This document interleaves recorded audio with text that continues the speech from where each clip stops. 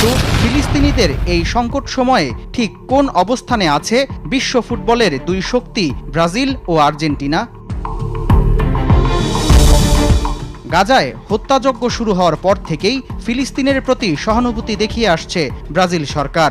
গাজা ইস্যুতে ইসরায়েলের সঙ্গে কূটনৈতিক সম্পর্ক ছিন্ন করতে ব্রাজিলের প্রেসিডেন্ট লুলা ডি সিলভা গেল মে মাসে ইসরায়েল থেকে ব্রাজিলের রাষ্ট্রদূত প্রত্যাহারের সিদ্ধান্ত নেন। এছাড়াও ফিলিস্তিনের সঙ্গে মুক্ত বাণিজ্যের ঘোষণা দিয়েছে ব্রাজিল।